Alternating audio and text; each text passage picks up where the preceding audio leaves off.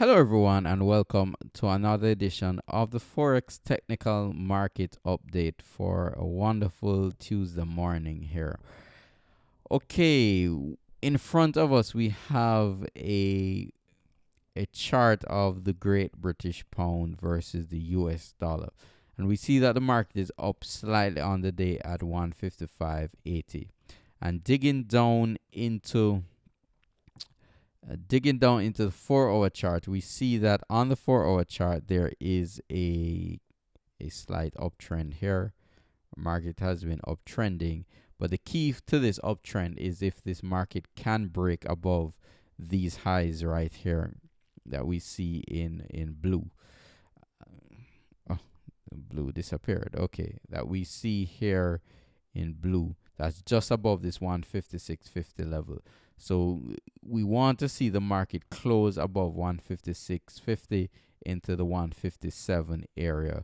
And then this uptrend will have, I believe, will get more legs if that happens for the British pound. We do have some headwinds in front of us because, for example, today the US dollar index is moving to the upside. So the British pound is trading contra to what is happening on the US dollar index. And looking at the US dollar index, if we close above the 98 level, that will be fairly bullish for the market, and we could ultimately get a retest on this $100 region on the index. Taking a look at the euro, we see that we have a brand new, well, not a new triangle, but we are in a triangular consolidation pattern here in the euro versus the USD. And what is happening is that we are seeing typical summer behavior in terms of currencies. Last summer we didn't have this consolidation because the market was in a pretty strong downtrend, but we are seeing for July so far that the market is consolidating nicely.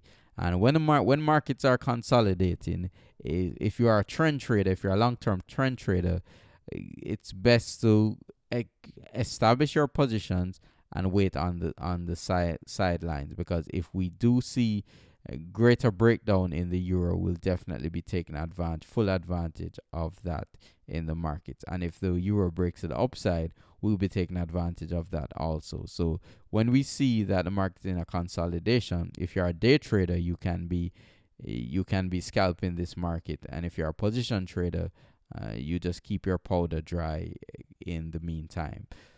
One thing I have learned about trading, which in my real life I am not very good at, and that's patience. And trading has allowed me to have greater patience. I have two downfalls: patience and procrastination. I am a huge procrastinator. And sometimes when I have projects to do, it will take a long time to get done. But trading has kind of curtailed that, because, for example, if you see a very good trade, you have to act on it immediately, and you cannot procrastinate, because if you procrastinate, you are more than likely going to lose money. So it trading will help curb that procrastination instinct that I know a lot of us have. So in terms of the euro, we're still looking at the 108 level as critical support, and resistance is up at the 114 region. Taking a look at the Australian dollar, we're recovering slightly this morning, and the critical support in the Australian dollar is down at 72.65, and resistance is up at 74.50.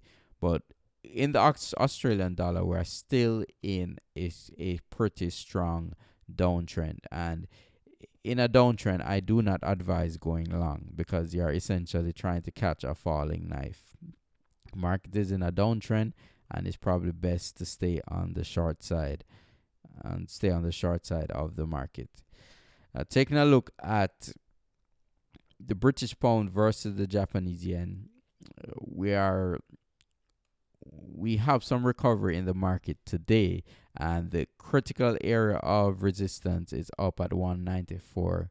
194.37. If we do see a close above 194.37, then we can challenge the high that was made of 195.83 in this market. So this market still remains in an uptrend. We do have a slight consolidation pattern. As you can see on the charts, we have a triangular consolidation pattern, and we are just going to see if this market will break to the upside. Another thing we need to look out for is you can see that the market is, this Japanese yen is kind of following the stock market. As the stock market goes down, the Japanese yen strengthens, and as it goes up, we see a bid in the Japanese yen. So that this is definitely something to keep an eye out on. That's the Japanese yen versus the US dollar, and take a look at what's happening in stocks. And we're getting some cues from stocks as to the direction of the Japanese yen. If we do see a recovery in stocks up to the old channel high, and let me just show you the market is currently at the bottom of, or the mid 3/4 way down in this channel. If we do see a recovery here, we could see the Japanese yen weaken against the US dollar. And if we break out of this channel on the S&P 500, we could see further weakening of the Japanese yen versus the US dollar. Now, this is just a loose correlation. It doesn't mean 100% this is going to happen. I'm just pointing out to you some of these correlations that do happen in the markets here. So that's really it for what's happening in the currency markets at this time. And in terms of investing in the markets, this is always a good time to get involved in the markets.